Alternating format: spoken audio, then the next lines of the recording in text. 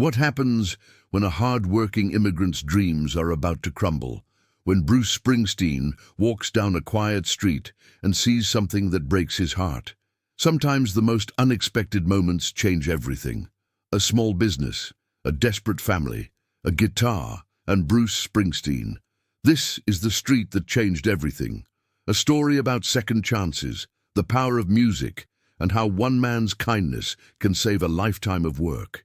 The street that changed everything, where hope meets reality, and Bruce Springsteen proves that music truly has the power to heal. The morning sun cast long shadows across Maple Street, painting the weathered storefronts in golden hues that reminded longtime residents of better days. Steam rose from manholes like ghostly fingers, and the distant hum of traffic created a familiar urban symphony. It was the kind of morning when the city felt both alive and sleepy, caught between yesterday's dreams and today's realities. Miguel Santos stood behind the counter of his small grocery store, Santos Market, watching the numbers on his calculator with the same expression a doctor might wear while delivering bad news.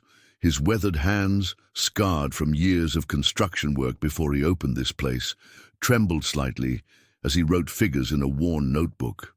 The morning light, streaming through his storefront window, illuminated shelves that were becoming increasingly sparse. Where once there had been abundance, now there were gaps, like missing teeth in an old man's smile. The bell above his door chimed softly, and Mrs. Henderson shuffled in, her cane tapping a familiar rhythm against the linoleum floor. She had been one of his first customers when he opened 5 years ago, and her loyalty had never wavered, even as other businesses on the street closed one by one. "Morning, Miguel," she said, her voice carrying the warmth that only comes from genuine affection. "How are you holding up, dear?" Miguel forced a smile, the kind that doesn't quite reach the eyes, but says everything about a person's character. "Good morning, Mrs. Henderson. I'm fine, just fine. What can I get for you today?" She moved slowly through the narrow aisles, her eyes taking in the nearly empty shelves, with a mixture of sadness and understanding. "You know, this street used to be so different," she said, almost to herself. "There was Rodriguez's bakery where that empty lot is now, and old Mr. Peterson had his shoe repair shop right next to where the pawn shop sits." Miguel nodded, continuing to arrange what little inventory remained. "My father, he used to tell me stories about streets like this back in El Salvador, how neighbors knew each other's names, how businesses were family." "Your father sounds like a wise man," Mrs. Henderson said, selecting a loaf of bread and a carton of milk. "He'd be proud of what you've built here." The compliment hung in the air like incense, beautiful but fleeting. Miguel rang up her small purchase, his heart heavy with the knowledge that he might not be able to keep the lights on much longer. The landlord's notices were piling up on his desk in the back office, each one a countdown to the end of his American dream. As Mrs. Henderson left, the bell's chime seemed to echo longer than usual, as if the store itself was sighing. Miguel returned to his ledger, but the numbers hadn't changed. They still spelled out the same harsh reality. He had maybe 2 weeks before he'd have to close permanently. The morning continued its slow crawl toward noon. A few more customers trickled in, mostly regulars who had become like extended family over the years. There was Tommy, the teenager who always bought energy drinks before school and actually listened when Miguel asked about his grades. Maria, the young mother who counted every penny but always thanked him with genuine warmth. These weren't just transactions. They were threads in the fabric of community that Miguel had worked so hard to weave. Around 11:30, as Miguel was restocking the refrigerated section with the last few cases of soda he could afford, he noticed a figure walking slowly down Maple Street. The man was tall, wearing jeans and a simple button-down shirt, with salt and pepper hair that caught the light. There was something familiar about his stride, confident but not arrogant, purposeful but not rushed. Miguel watched through his window as the man stopped in front of the empty lot where Rodriguez's bakery used to stand. The stranger stood there for a long moment, his hands in his pockets, looking at the space as if he could see the ghosts of what used to be. Then his gaze shifted to Santos Market, and for a brief moment, their eyes met through the glass. The man smiled, not the polite smile strangers give each other, but something warmer, more genuine. He raised his hand in a small wave, and Miguel found himself waving back, though he wasn't sure why. Minutes passed, and Miguel returned to his work, but he found his attention drifting back to the window. The stranger was still there, now talking to Mrs. Henderson, who had apparently encountered him on her way home. Miguel could see them engaged in animated conversation, Mrs. Henderson gesturing toward his store more than once. The door chime announced another visitor, and Miguel looked up to see the stranger entering his store. Up close, there was definitely something familiar about him, though Miguel couldn't place it. The man had kind eyes, the sort that suggested he'd seen both joy and sorrow and had learned something valuable from each. "Good morning," the man said, his voice carrying a slight rasp that spoke of years and stories. "Beautiful store you have here." "Thank you," Miguel replied, straightening up behind the counter. "Can I help you find something?" The stranger walked slowly through the aisles, his fingers trailing along the shelves with an almost reverent touch. "Actually, I was just talking to Mrs. Henderson outside. She was telling me about this place, about what it means to the neighborhood." Miguel felt a flush of pride mixed with embarrassment. "Mrs. Henderson, she's very kind. Maybe too kind. She told me you came here from El Salvador, worked construction for years to save enough to open this place." The man picked up a can of beans, reading the label with interest. "That takes a special kind of courage." There was something in the way he said it, without condescension or pity, that made Miguel feel seen in a way he hadn't experienced in months. "My father, he always said America was the place where hard work meets opportunity. I wanted to prove him right." The stranger nodded thoughtfully. "Sounds like he raised his son well." He continued browsing, picking up a few items: milk, bread, some fruit that was admittedly past its prime, but still good. Mrs. Henderson also mentioned that things have been tough lately. Miguel's face tightened almost imperceptibly. Pride warred with desperation, and for a moment he wasn't sure which would win. "Business, it has its ups and downs," he said carefully. "I imagine it does." The man brought his selections to the counter, and as Miguel rang them up, he added quietly, "She's worried about you, you know. Says this place is like the heart of what's left of the real neighborhood." The comment hit Miguel harder than he expected. He had always seen his store as just a business, a means to an end. But Mrs. Henderson was right. It had become something more. It was where Tommy came to escape the chaos of his home life for a few minutes each day. It was where Maria could shop without judgment, where her limited English was met with patience rather than irritation. It was where neighbors ran into each other and remembered that they were part of something larger than themselves. "She exaggerates," Miguel said, but his voice lacked conviction. The stranger paid for his groceries, but instead of leaving, he leaned against the counter. "You know, I've been in a lot of small towns, a lot of neighborhoods like this one. There's always that one place that holds everything together. When it disappears, something dies that can never quite come back." Miguel looked at this man who spoke like he understood things that couldn't be taught, only learned through living. "You sound like you know about these things." "I've seen what happens when communities lose their gathering places, their connection points. It's like pulling threads from a tapestry. Eventually, the whole thing falls apart." They stood in comfortable silence for a moment, the store around them feeling somehow larger and smaller at the same time. Outside, Maple Street continued its quiet existence, unaware that inside this small grocery store, something important was happening. "Can I ask you something?" the stranger said finally. "What would it take to keep this place going?" The question was so direct, so unexpected, that Miguel almost laughed. "Are you a banker?" he asked. "Because I've already talked to every bank in the city." The man smiled. "No, not a banker, just someone who understands the value of places like this." He gestured around the store. "So humor me. What would it take?" Miguel hesitated. He had run these numbers so many times, they were burned into his memory. The truth? I need about $8,000 to cover back rent and restock properly. 10,000 would give me a real chance to turn things around. He shook his head. But I've exhausted every option. My family back home, they don't have that kind of money. The banks see the neighborhood, the empty storefronts, and they see risk. What if the risk wasn't just yours to carry? The stranger asked. I don't understand. The man was quiet for a long moment, seeming to weigh something in his mind. Then he said, What time do you close today? 6 o'clock usually, sometimes earlier if... Miguel trailed off, not wanting to admit that sometimes he closed early when it was clear no more customers were coming. Keep the store open tonight. Stay open until at least 8, maybe 9, and make sure you have your sound system working.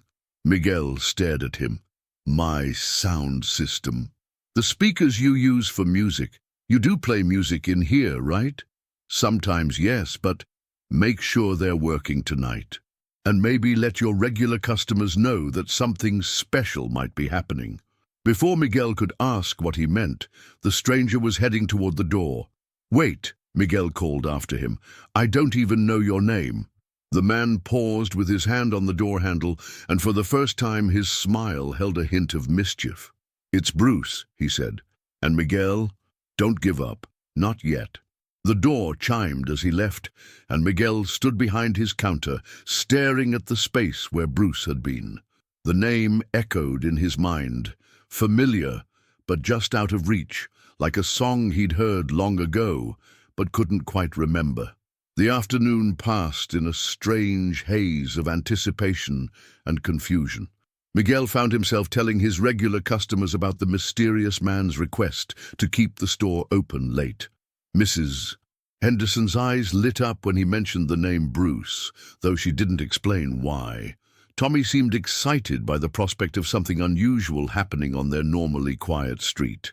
Even Maria, who rarely spoke beyond pleasantries, lingered longer than usual, asking questions about what Miguel thought might happen. As evening approached, Miguel checked and double-checked his small sound system, just a basic setup he used to play background music for his customers. He wasn't sure what Bruce had in mind, but something in the man's manner had convinced him to trust in whatever was coming. At 7 o'clock, as the sun began to set and cast long shadows across Maple Street, Miguel noticed people beginning to gather outside. Not crowds, but more people than he usually saw on the street at this time of day. Mrs. Henderson was there with her folding chair, having apparently decided to make an evening of whatever was happening. Tommy had arrived with a few of his friends, all of them trying to look casual while clearly expecting something special. At 7:30, a van pulled up across the street and several people began unloading equipment. Miguel watched through his window as they set up what appeared to be a small stage area, complete with microphones and amplifiers. His heart began to race with a mixture of excitement and nervousness. By 8 o'clock, the crowd had grown to perhaps 50 people. Neighbors who Miguel recognized but had never seen together were chatting like old friends. Children who usually disappeared indoors after school were playing games on the sidewalk, while their parents watched with unusual relaxation. And then, at exactly 8:15, Bruce appeared. But this wasn't the casually dressed man who had visited Miguel's store that morning. This was Bruce Springsteen, unmistakable now in the evening light, guitar in hand, walking toward the makeshift stage like it was the most natural thing in the world. Miguel's legs nearly gave out. Bruce Springsteen, the Bruce Springsteen, had been in his store, had talked with him about community and courage and the value of small businesses, had somehow arranged this gathering, this moment that was already transforming an ordinary Tuesday evening into something magical. The crowd recognized him instantly, but their reaction wasn't the screaming frenzy of a concert audience. Instead, there was a hushed awe, as if they understood that they were witnessing something rare and precious, not just a performance, but an act of profound generosity. Bruce stepped up to the microphone, his guitar strap over his shoulder, and looked out at the gathering of neighbors with the same warm smile Miguel had seen that morning. "Good evening," he said, his voice carrying easily across the street. "I want to thank you all for coming out tonight. I know this might seem a little unusual having a concert on Maple Street, but sometimes unusual is exactly what we need." He gestured towards Santos Market, where Miguel stood frozen in his doorway. "Earlier today, I met a man who reminded me of something I sometimes forget in the craziness of touring and recording and all the business of being a musician. He reminded me that the real heart of America isn't in the big venues or the bright lights. It's in places like this, in the small businesses and the people who pour their hearts into serving their communities." Miguel felt tears welling up in his eyes as Bruce continued. "Miguel Santos came to this country with nothing but hope and a willingness to work harder than most of us can imagine. He built something beautiful here, a place where neighbors become family, where strangers are welcomed, where community means something real." The crowd turned to look at Miguel, and he saw faces he knew, customers, neighbors, people whose lives he had touched in small ways over the years. Mrs. Henderson was wiping her eyes with a tissue. Tommy gave him a thumbs up. Maria was smiling through tears of her own. "But small businesses like Santos Market are disappearing," Bruce went on. "Not because they don't serve an important purpose, but because it's getting harder and harder for working people to make ends meet. Tonight, we're going to do something about that." He adjusted his guitar and struck the opening chords of Born to Run. But this wasn't the arena version millions knew. This was intimate, acoustic, stripped down to its emotional core. As he sang, people began to move closer, drawn by the magnetic pull of live music performed with genuine passion. Between songs, Bruce talked about the America he'd been writing about his entire career, the America of working families and small dreams and the dignity of honest labor. He told stories about growing up in New Jersey, about his own father's struggles to provide for his family, about the small businesses that had shaped his understanding of community and belonging. "Miguel," he called out during a break between songs, "come on out here." Miguel shook his head, embarrassed, but the crowd began to cheer and applaud, encouraging him to join Bruce on the makeshift stage. Reluctantly, he made his way through the audience, feeling like he was walking through a dream. "Tell them about your father," Bruce said quietly, handing Miguel the microphone. Miguel's hands shook as he took it, looking out at faces that were both familiar and transformed by the magic of the evening. "My father," he began, his voice barely above a whisper, then cleared his throat and tried again. "My father used to say that in America, if you work hard and treat people right, you can build something that lasts, something that matters." The words came slowly at first, then with growing confidence. He talked about the construction jobs that left his hands scarred but his spirit strong, about the years of saving every penny to open Santos Market, about the customers who had become family, and how this little store had become the center of his universe. "When I was a boy in El Salvador," he said, his voice growing stronger, "my father would play guitar on our front porch in the evenings. He wasn't a professional musician, but he knew that music brings people together. It reminds us that we're all part of the same story." Bruce smiled and began playing the opening notes of The River, and somehow Miguel found himself singing along to the parts he knew, his voice rough but heartfelt. The audience joined in, creating a chorus of voices that seemed to lift the very spirit of Maple Street. As the song ended, Bruce put his arm around Miguel's shoulders. "This man represents the best of what America can be," he told the crowd. "And tonight, we're going to make sure he gets the chance to keep representing it."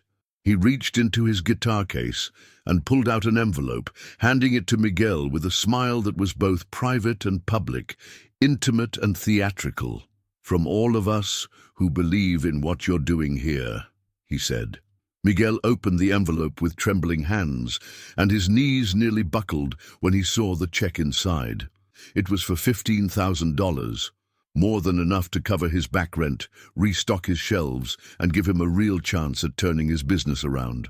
But that wasn't the end of Bruce's surprise. "Ladies and gentlemen," he announced to the crowd, "Miguel Santos and Santos Market represent something precious that we can't afford to lose. Tonight isn't just about one check or one concert. It's about making sure that places like this survive and thrive." He had arranged, it turned out, for a local news crew to document the evening. The story would run on the morning show, highlighting Santos Market and encouraging people to support small, local businesses. A local radio station had agreed to broadcast live from the store for a week, bringing attention and customers to Maple Street. More importantly, several local business owners in the crowd had been inspired by Bruce's example.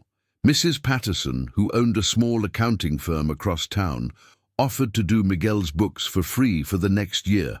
Mr. Johnson, a contractor, volunteered to help with any repairs or improvements the store might need. The owner of a local restaurant offered to cater a grand reopening celebration. As Bruce continued his impromptu concert, playing everything from Thunder Road to My Hometown, Miguel realized that what was happening wasn't just about money or publicity. It was about the power of community, the way one person's act of generosity could inspire others to reach out, to connect, to care about their neighbors in tangible ways. The evening stretched on, with Bruce playing requests and telling stories, but the real magic was happening in the audience.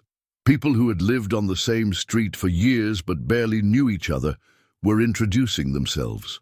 Children were running between the adults, playing games that spanned generations. Teenagers were talking to elderly neighbors, finding common ground in their love of music and their pride in their community. Mrs. Henderson had been right.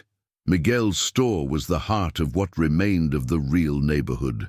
But tonight, Bruce Springsteen had reminded everyone what that meant and why it was worth fighting for.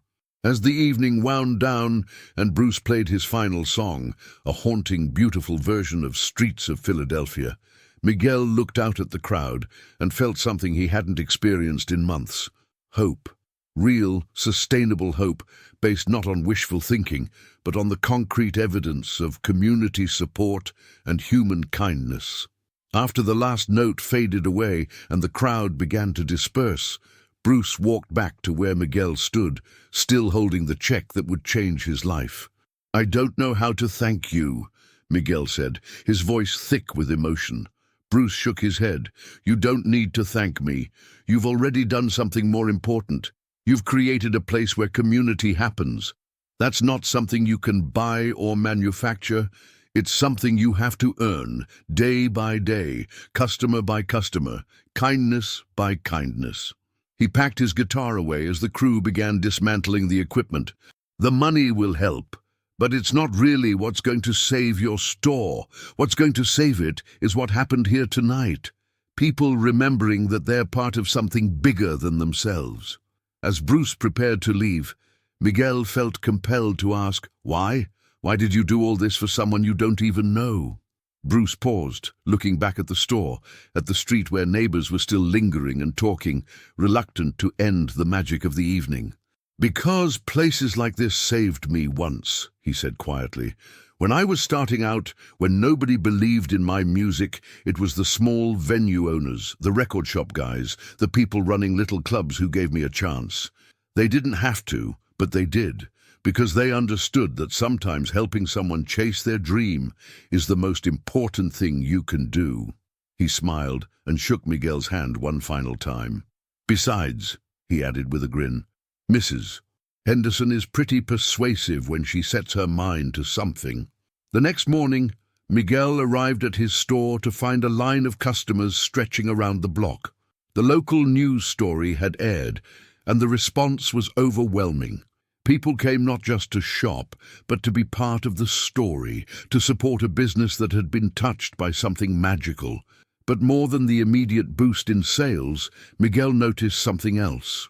The customers weren't just buying groceries. They were staying to talk, to connect, to become part of the community that had been rekindled the night before. Tommy brought his girlfriend to meet Miguel, introducing him as the coolest store owner in the city. Maria came by with her sister, translating excitedly as she told the story of the concert. Even people who had never shopped there before seemed to understand that they weren't just entering a store. They were joining something special. Over the following weeks, Santos Market became something it had never been before, not just a business, but a symbol. People would bring friends and family to see the store where Bruce Springsteen played, but they would stay because they discovered what Miguel had been building all along. A place where people mattered more than profit, where community was more than just a word. The changes weren't just financial, though the money certainly helped. Miguel was able to restock his shelves, pay his back rent, and even hire a part-time employee. A young woman named Angela, who had been laid off from a corporate job and was thrilled to work somewhere that felt like family. More importantly, the spirit of that magical evening seemed to have taken root in the neighborhood itself. Mrs. Henderson organized a weekly coffee morning for seniors, held in the small seating area Miguel had created near his front window. Tommy started an after-school tutoring program in the store's back room, helping younger kids with their homework while their parents shopped. Maria began teaching basic English classes, using Miguel's store as a welcoming space for other immigrant families who were just starting their American journey. The empty lot where Rodriguez's bakery used to stand was purchased by a young couple who had been inspired by the story of community renewal on Maple Street. They planned to open a small cafe, creating the kind of gathering place that had been missing from the neighborhood for years. But perhaps the most significant change was in Miguel himself. The fear and desperation that had weighed him down for months had been replaced by something more powerful: purpose. He had always known his store served an important function, but now he understood that it was part of something larger, a network of relationships and connections that made a neighborhood more than just a collection of buildings. 6 months after that transformative evening, Miguel received a letter that made him cry, right there behind his counter. It was from Bruce Springsteen, written in his own hand on simple stationery. "Dear Miguel," it read, "I wanted to check in and see how you're doing. I've been following the story of Santos Market through various friends and contacts, and I couldn't be happier about what you've accomplished. But I want you to know that what happened that night on Maple Street wasn't really about me or my music. It was about you and the community you've built through years of honest work and genuine caring. I've played in front of millions of people, in stadiums and arenas around the world. But that night on your street was one of the most meaningful performances of my career because it reminded me why I started making music in the first place: to bring people together, to tell stories that matter, to celebrate the dignity and worth of working people like you. Keep doing what you're doing. Keep being the heart of your neighborhood. Keep proving that the American dream is alive and well in places like Santos Market. Your friend, Bruce."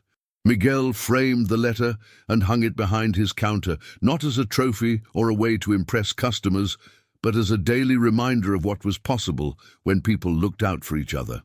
The story of that magical evening spread far beyond Maple Street. It was picked up by national news outlets, shared countless times on social media, and became a symbol of hope in difficult times. People from all over the country began visiting Santos Market, not as tourists, but as pilgrims, seeking evidence that community and kindness still existed in a world that often seemed to have forgotten both. But Miguel never let the attention go to his head. Every morning, he would unlock his store, turn on the lights, and prepare to serve his neighbors with the same dedication he had shown from the very beginning. The only difference was that now he did it with the knowledge that he wasn't alone, that there were people, some famous and some not, who believed in what he was doing and were willing to support it. 1 year after the concert, Miguel organized a block party to celebrate the anniversary of the night that changed everything. Bruce couldn't attend, he was on tour in Europe, but he sent a video message that brought tears to many eyes. "A year ago," Bruce said from a hotel room in London, "I had the privilege of playing music on one of America's most important stages, a small street in front of a grocery store run by a man who understands what community really means." Miguel Santos didn't just save his business that night, he reminded all of us what we're capable of when we care about each other. The block party was everything the original concert had been and more. Local musicians performed, neighbors shared food and stories, and children played games that brought together families from different backgrounds and cultures. But the real celebration was quieter and more profound. It was in the way people looked at each other, in the connections that had been forged and strengthened over the past year, in the knowledge that they were part of something meaningful. As the evening wound down and Miguel began cleaning up, Mrs.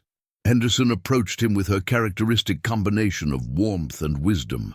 "You know," she said, "when I first told Bruce about your store that morning, I had no idea what would happen. I just knew that you were a good man doing important work, and that sometimes good people need a little help." Miguel smiled, thinking about all the ways his life had changed since that day. "Do you think he knew? Bruce, I mean. Do you think he planned all of this when he walked into my store?" Mrs. Henderson considered the question carefully.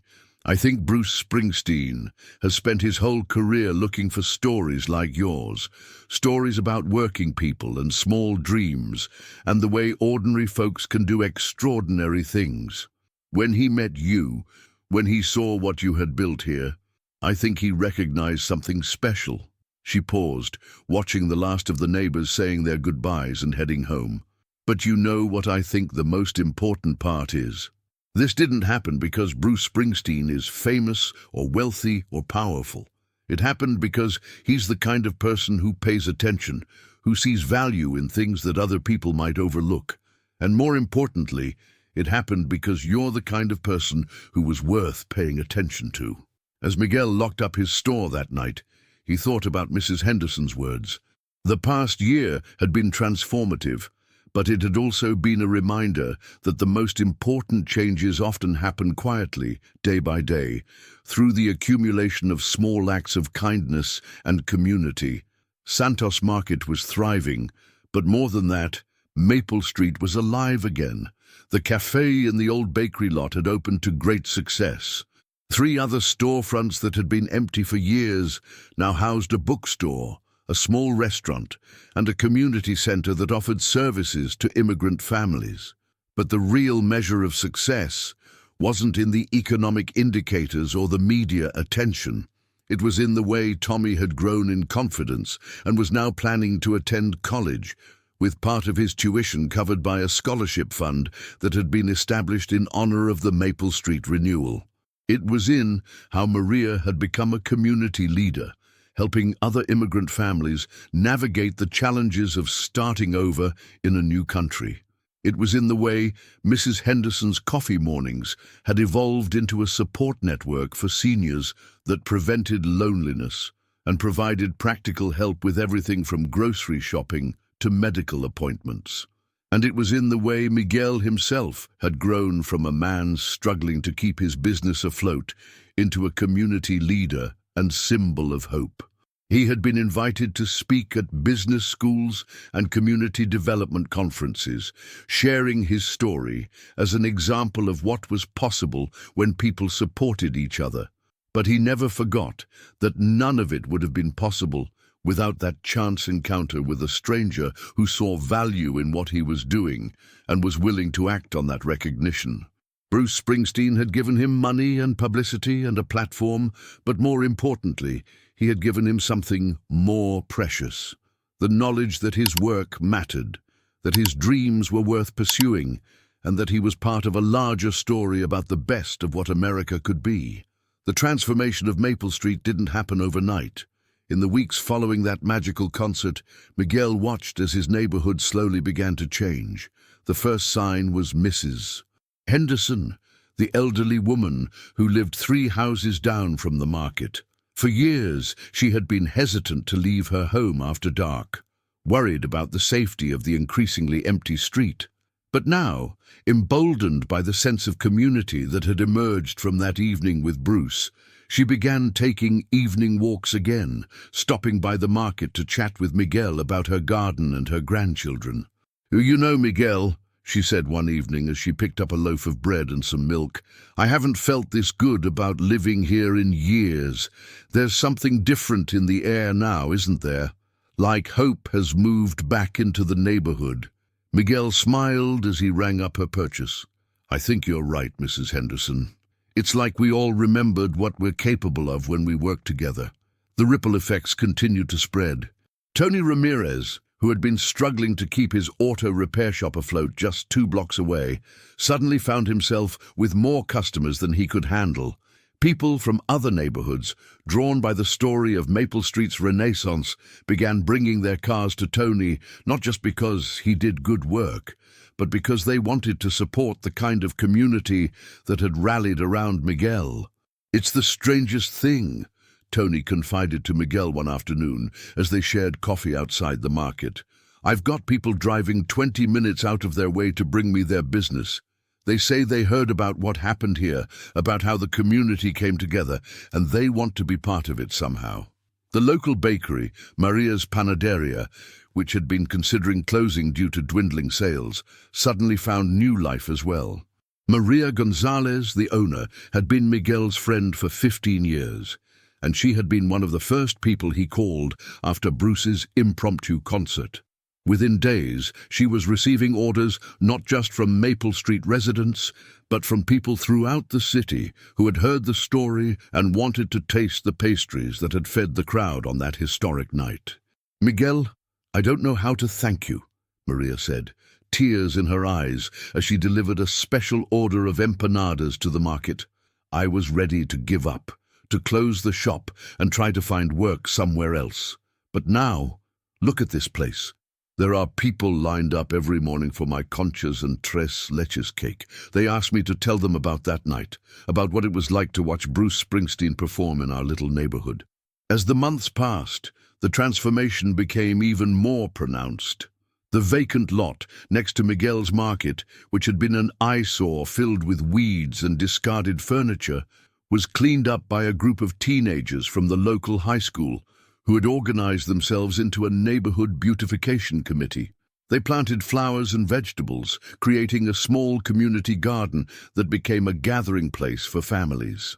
16-year-old Carmen Delgado, who had initially been skeptical about the whole Bruce Springsteen story, "My abuela probably made half of it up," she had told her friends, became one of the garden's most dedicated volunteers. She spent hours after school tending to the tomatoes and peppers, and she began selling the produce to Miguel for the market. "Mr. Santos," she said one day as she delivered a basket of fresh vegetables, "I never really believed my grandmother when she told me about that night with Bruce Springsteen. I thought she was exaggerating, you know? But now I see what she meant. It wasn't really about the famous guy. It was about what happened afterward, about how people started caring about this place again." The success stories multiplied. The corner barbershop, which had been hanging on by a thread, became a popular destination for men throughout the city who wanted to experience the community spirit of Maple Street. Roberto, the barber, had been cutting hair in the same chair for 35 years, and he had never seen anything like the transformation that followed Bruce's visit. "People come in here now and they want to hear the story," Roberto said, his scissors moving expertly around a customer's head. "They want to know what it was like, what Bruce was like, how the whole thing happened. But more than that, they want to be part of something. They want to belong to a community that cares about each other." Miguel found himself becoming something of a reluctant celebrity. Newspapers from 3 neighboring cities sent reporters to interview him about the Maple Street miracle. Television stations wanted to film segments about the community's transformation. A local magazine put him on their cover with the headline, "The Grocer Who Saved a Neighborhood." But Miguel was careful to always redirect the attention to the community as a whole. "I didn't save anything," he would tell reporters. This neighborhood saved itself. Bruce Springsteen gave us a push, showed us what was possible, but we're the ones who did the work. We're the ones who chose to believe in each other. The changes weren't just economic. They were deeply personal and social. Families who had lived on Maple Street for years, without really knowing their neighbors, began organizing block parties and potluck dinners. Children who had previously spent their afternoons indoors playing video games were now outside, playing soccer in the street and helping with the community garden. Mrs. Nguyen, who had immigrated from Vietnam 15 years earlier and had always felt somewhat isolated despite her perfect English and her job as a nurse at the local hospital, found herself at the center of a new social circle. Her spring rolls became legendary at neighborhood gatherings, and she began teaching cooking classes in her backyard every Saturday morning. "I have lived here for so long," she told Miguel one evening as she picked up groceries for a dinner she was hosting for 8 neighbors. "But I never felt like I truly belonged until now." That night when Bruce played here, something changed in all of us. We stopped being strangers who happened to live near each other. We became neighbors. We became family. The transformation of Maple Street caught the attention of city officials and urban planners from across the region. Dr. Jennifer Walsh, a professor of urban studies at the local university, spent months documenting the changes in the neighborhood for a research project on community-driven urban renewal. "What happened on Maple Street is extraordinary," she explained to Miguel during one of their interviews. "Usually, neighborhood revitalization happens from the outside in. Developers come in, property values rise, long-time residents get displaced. But here, the community renewed itself from within. The businesses that were already here got stronger. The residents who were already here became more engaged. It's a model that every city in America should study." Miguel appreciated the academic interest, but he was more focused on the daily reality of serving his community. His store had become more than a place to buy groceries. It was a community center, a meeting place, and a symbol of what was possible when people believed in each other. Every morning, as he unlocked the doors to Santos Market, Miguel would take a moment to look around at the street that had become his life's work. The sidewalks that had once been cracked and littered were now clean and lined with flower boxes that the community maintained together. The buildings that had once seemed tired and forgotten now stood proudly, their windows bright and their storefronts welcoming. But it was the people who made the real difference. At any given time during the day, you could find neighbors chatting outside the market, children playing safely in the street, and elderly residents sitting on their front steps, waving to passers-by. The sound of laughter and conversation had replaced the silence that had once characterized Maple Street. The success of Maple Street began to inspire similar transformations in other neighborhoods. Miguel received calls from community leaders in other cities asking for advice on how to organize their own revitalization efforts. He always gave the same answer: start with what you have, find the people who care, and give them a reason to hope. One of the most touching outcomes of the Maple Street transformation was the creation of the Bruce Springsteen Community Foundation, a small non-profit organization founded by the residents themselves. The foundation's mission was simple: to provide microloans and business support to small neighborhood businesses in struggling communities throughout the region. The idea had come from Carmen Delgado, the teenager who had transformed from skeptic to believer. Now, in her senior year of high school and planning to study business in college, Carmen had approached Miguel with a proposal. "Mr. Santos, what if we could help other neighborhoods have their own version of what happened here? We can't bring Bruce Springsteen to every community, but we can bring the spirit of what he represented, the belief that small businesses and strong communities matter." The foundation started small, with contributions from Maple Street businesses and residents, but it quickly grew as word spread about their work. Local banks began partnering with them, offering matching funds for their microloan program. The foundation helped launch 17 new small businesses in its first 2 years, from a community bookstore in the South Side to a family restaurant in the Warehouse District. Miguel served on the foundation's board of directors, but Carmen was its president, and she brought the same energy and dedication to the work that she had shown in the community garden. "Every neighborhood has its own Miguel Santos," she would say in her presentations to potential donors. "They just need someone to believe in them and give them a chance." The media attention that had initially focused on the Bruce Springsteen story gradually evolved into something deeper and more meaningful. National magazines wrote feature articles about Maple Street as an example of grassroots community development. Urban planning conferences invited Miguel and other Maple Street residents to speak about their experience. But perhaps the most meaningful recognition came from an unexpected source. On the second anniversary of Bruce's performance, Miguel received a handwritten letter from the musician himself. "Dear Miguel," the letter read, "I've been thinking about our evening together on Maple Street, and I wanted you to know how much it meant to me. I've played in stadiums for hundreds of thousands of people, but I don't think I've ever had an audience that listened more intently or responded more genuinely than your neighbors did that night. What you've built there, the sense of community, the mutual support, the belief in each other, that's what America is supposed to be about. Thank you for reminding me why I write songs about places like Maple Street and people like you. The world needs more Miguel Santoses." The letter, which Miguel framed and hung behind the counter at the market, became another piece of the Maple Street legend. But by then, the community had grown beyond needing validation from celebrities or outside recognition. They had discovered something more valuable: their own capacity to create change, to support each other, and to build the kind of place they wanted to live in. Years later, when people asked Miguel about that magical evening when Bruce Springsteen performed on Maple Street, he would always emphasize the same point. The real miracle wasn't that a famous musician had chosen to help him.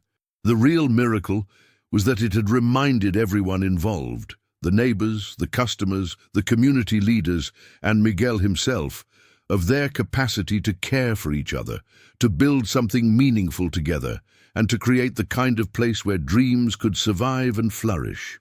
"Music brought us together that night," Miguel would say, "but it was community that kept us together afterward. Bruce Springsteen gave us a beautiful gift, but we had to decide what to do with it. We chose to use it to become better neighbors, better friends, better citizens. That choice, that's what really changed everything." The street that had once seemed forgotten had become a symbol of renewal and hope. Santos Market had become more than a grocery store. It was a reminder that the American dream was alive and well, not in the big corporations or the gleaming skyscrapers, but in the small businesses and the people who poured their hearts into serving their communities with dignity, kindness, and unwavering hope.